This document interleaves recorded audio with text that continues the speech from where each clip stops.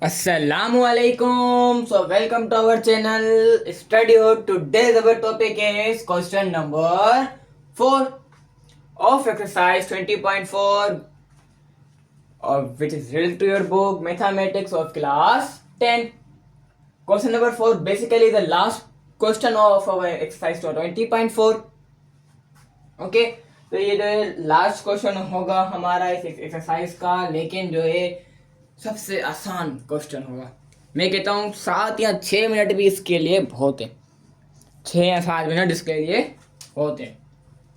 चलो जल्दी से शुरू करते हैं ताकि अब 6 या 7 मिनट में इसको पूरा भी कर सके। ठीक है, तो सवाल पढ़ो कि रिप्रेजेंट साइमेट्रिक इक्वेशन, रिप्रेजेंट करो symmetric equation alpha plus beta is equal to 8, alpha plus beta is equal to beta is equal to 8। Okay, क्या करना है, इसको रिप्रेजेंट करना है साइमेट्रिक इक्वेशन के, और आगे भी कुछ दिया हुआ है कि ग्राफिकली रिप्रेजेंट तो करना है, लेकिन graphically when alpha and beta are the root of equation, कहना ग्राफिकली करो, लेकिन व्हेन अगर alpha and beta are the root of equation, also plot graph. इसको मैं आपको थोड़ा आखिरी में समझाऊंगा।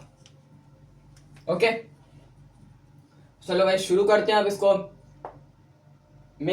अभी मैं क्या करूंगा कि इसका ग्राफिकली मैं कैसे समझाऊं आप लोगों को। एक आपने इसी में मैट्रिक क्लास में पढ़ा होगा कि वो डायग्राम वाले जो एक सवाल थे, मैं डायग्राम का नाम भूल चुका हूँ। डायग्राम वाले एक सवाल थे जिसमें हम डायग्राम बनाकर उसमें वैल्यूज पुट करके आंसर कर रहे थे। वो वीडियो आपने मेरी है देखी होगी आपने। ठीक है, तो अब उसको छोड़ो, अभी ये सॉल्व करते हैं, उसके बाद फिर आगे उसको डिस्कस करेंगे। मैं क्या करूंगा, अभी b को इज इक्वल टू सर्व लेके जाऊंगा, alpha is equal to 8 minus B, ये हमारी बन जाएगी इक्वेशन नंबर 1। अब आते हैं हम अपनी ग्राफिक। आप में जो मैं कर रहा हूँ वो मेरे साथ करते जाओ। एक ऐसा स्क्वायर बनाओ, स्क्वायर तो नहीं होगा, ऐसा ही शेप बना जो मैं बना रहा हूँ। 1 2 3 4 5 6 7 ऐसी 7 लाइनें खींचो, और ऐसा है ये शेप बना के दो मेरे को। जहाँ नोट कर रहे हो आप वहां पे ये बनाओ, और हाँ नोट लाजमी करना। ठीक है, नोट नहीं कर रहे हो, अभी मूड नहीं है, बाद में करोगे तो स्क्रीनशॉट निकाल के रख दो, बाद में कर लेना नोट, कोई मसला नहीं है। ठीक है, तो भाई अब क्या करना था, पहले ये होगी हमारी अल्फा की लाइन पूरी, ये होगी हमारी बीटा की लाइन। ठीक है, ये होगी अल्फा की लाइन, ये होगी बीटा की लाइन। अब क्या करें, कर दिया। अब यहाँ पर हम क्या करेंगे कि बीटा की वैल्यू अपनी तरफ से यहाँ पर लिखेंगे, वो भी इंटीगर फॉर्म में। इंटीगर फॉर्म आपने सुना होगा, पढ़ा भी होगा, मैंने भी बहुत दफा समझाया। इंटीगर वही वैल्यू जो याद है, -3 -2 -1 फिर 0 +1 +2 +3, याद है वो वैल्यूज। ठीक है ना, आप सिर्फ और सिर्फ ये वैल्यू अपनी तरफ से लिख सकते हो। ये पहली वैल्यू आप अपनी तरफ से लिखनी है आपको, अपनी तरफ से। फिर आपकी मर्जी है, आप यहाँ पर -3 लिखो, -4 लिखो, -10 लिखो, -100 लिखो, या -1000 लिखो। लेकिन अब ये सवाल आता है कि b की वैल्यूज तो आपने अपनी मर्जी से लिखी, लेकिन अब सवाल है कि अल्फा की वैल्यू कहाँ से आएंगी यार मेरे पास। यहाँ अच्छा सवाल है, आना भी चाहिए कि भाई अल्फा की वैल्यू कैसे आएगी। कि यहाँ पर हम b की जगह जो है ना, b की जगह इसकी वैल्यूज पुट करते जाएंगे।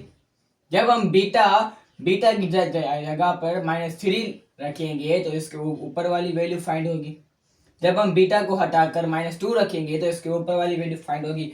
नहीं समझ आ रहा, कोई बात नहीं, इधर देखो, यहाँ पर हम लिखेंगे कि let beta is equal to let beta is equal to -3, और यहाँ पर पहले भी माइनस है, पहले से माइनस है। Let beta is equal to -3, यहाँ पर बीटा की जगह पर -3 रखो। So alpha is equal to 8 minus, यहाँ पर -3, माइनस माइनस क्या होगा, प्लस। तो alpha plus 8, alpha 3 + 8, answer is 11। जब हमने बीटा की जगह पर -3 रखा तो हमारा आंसर आया 11।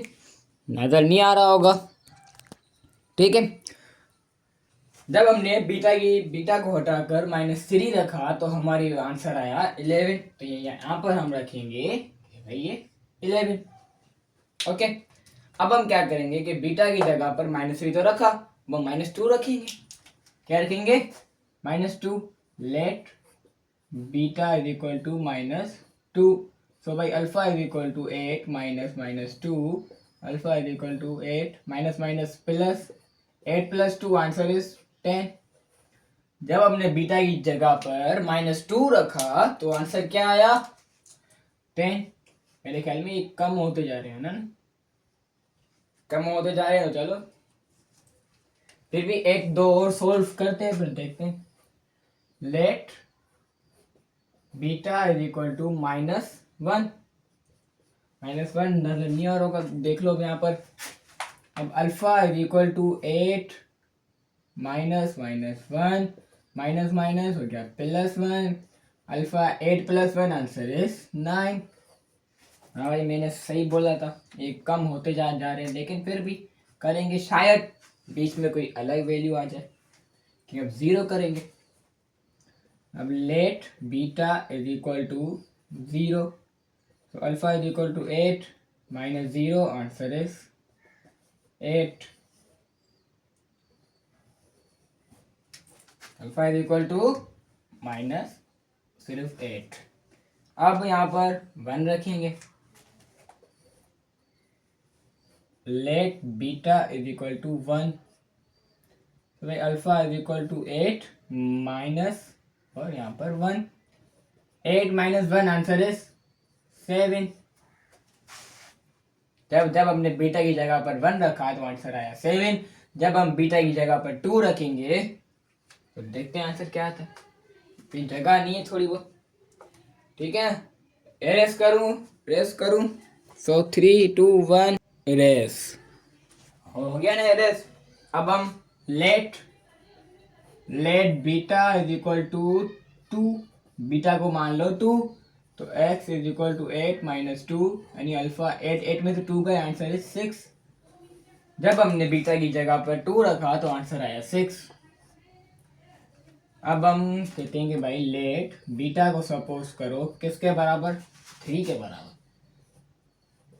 ठीक है ना। तो अल्फा इज इक्वल टू 8 - 3, 8 में से 3 का आंसर, 8 में से 3 जाएंगे तो आंसर आएगा हमारे पास 5 आएगा ना भाई, क्या आएगा 5, ठीक है। हमने यहाँ पर अभी ग्राफिकली तो कर दिया। अब आता है कि भाई क्या कह रहा है कि आल्सो प्लॉट ग्राफ, ये क्या है यार, ये भी है। उसके लिए हमें जो है लाइंस खींचनी पड़ेंगी। तकरीबन लाइन मेरे ख्याल में ऐसे 50 लाइनें ऐसे होंगी, ठीक है ना, और 10 लाइनें ऐसे होंगी।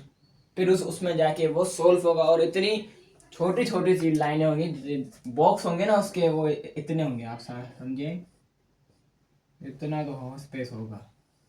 इतने बॉक्स में हम कहाँ से कर पाएंगे यार। इसकी बाकायदा एक कॉपी आती है, आप जाना किसी भी स्टोर के पास को कहना कि भाई एक ग्राफ वाली कॉपी दे दो, ग्राफ वाली एक कॉपी दे दो मैथ के लिए, ठीक है ना। आपको कॉपी दे देगा, फिर आप वो 2 पेज होते हैं सिर्फ, या जब उसको बोला 2 पेज दे दें, 2 पेज होते हैं, सिर रख कर उसमें पूरा होता है, आप अपना ये वैल्यूज लिखेगा उसमें, और अपना ये वैल्यू सेट कर दीजिएगा, ठीक है ना। मैं फिर भी थोड़ा बहुत एक्सप्लेन करूँगा लाजमी, क्योंकि मेरे को आपका कॉन्सेप्ट क्लियर करना है, ठीक है ना। अब आ जाते हो वो उसमें कॉपी में क्या होगा कि आप जो है ना नेक्स्ट पेज में छोटा सा करके ये अपना पूरी वैल्यूज लिखोगे और ये लाइन होगी हमारी बीटा की, ये लाइन होगी हमारी बीटा की, ये लाइन होगी हमारी अल्फा की। अब यहाँ पर क्या होता है इसमें कि एक को लाइनें होती हैं, जैसे फॉर एग्जांपल लाइनें हैं यहाँ पर, ठीक है, लाइनें होती हैं, उसमें ही पांच पांच लाइनों के बाद एक मोटी सी लाइन होती है, जैसे 1 2 3 4 5। अब यहाँ पर ये एक थोड़ी सी मोटी लाइन होगी, ठीक है। ऐसे करके पता नहीं कितनी लाइनें होती है, मैं कैसे समझ सकता हूँ आपको, ठीक है। और अब समझ बनाए 2 3 4 5 6 7 8 9 10, ठीक है। इसमें भी 1 2 3 4 5, 1 2 3 4 5, 1 2 3 4 5, 1 2 3 4 5, 1 2 3 4 5।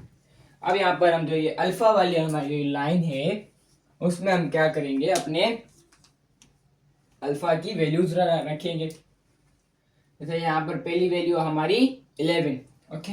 यहाँ पर देखो 11 लाइन ही नहीं है, 11 लाइन्स ही नहीं है यार, कैसे कर सकता है इंसान।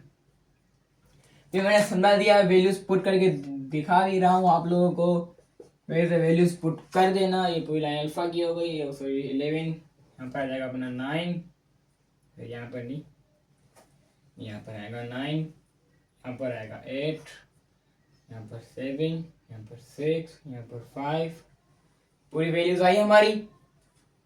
अब हम क्या करेंगे कि इसमें जो हमारी ये बीटा की वैल्यू थी उसमें रखेंगे और उसमें बताएंगे कि भाई ये कहाँ पे वैल्यूज थी।